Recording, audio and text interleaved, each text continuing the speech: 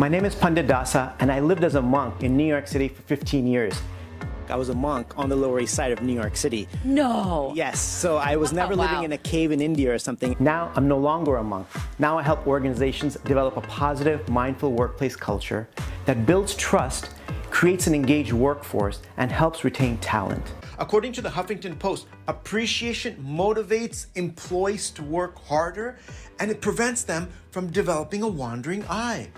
You know, they're not on LinkedIn posting their resume because that can happen very, very quickly. You know, what to speak of in a workplace environment? Any relationship that we have in our life that is lacking in appreciation is not going to be sustainable.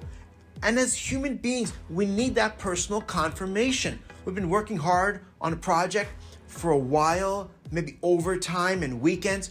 We need to hear that appreciation. A paycheck is good, but it's not good enough. As human beings, we need that personal connection, that you recognize what I've done and vice versa. We also need to be aware and conscious that I need to appreciate all of my colleagues for what they're doing, because success is never just a one-person story. There's always many people involved in the success of a team or organization. The culture of a company starts with the leadership. It's crucial that leaders are leading by example, that they're doing the things that they're asking their employees to do. Really asking ourselves, what is my motivation for doing what I'm doing? And especially if you're in a leadership role, why am I doing what I'm doing? Am I here to serve others, or am I here to be served?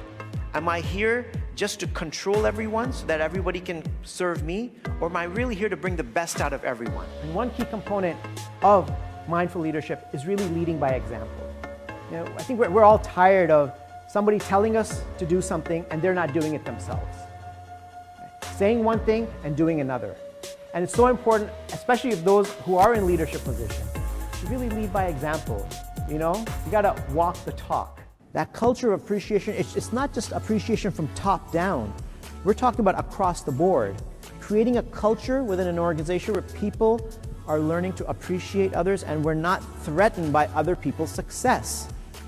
Employees that are happy at work are more loyal and productive, because when there's trust, there's greater collaboration, and that leads to organizational growth. We don't have to just be the best one, whereas if we learn to hold on to each other and support one another, everyone can succeed. And that's the mentality I think we want to be able to develop. You work hard, but if somebody else succeeded, congratulate them, feel happy for them. Don't wait for them to fail and then feel happy. Basically, mindfulness means to become aware of your thoughts and emotions and come into the present moment, because most of the time we're not in the present moment. We're either planning the future or we're stuck in the past. Mindfulness will help us have more balanced emotions so that we don't lose our cool, especially in a workplace environment, working in teams.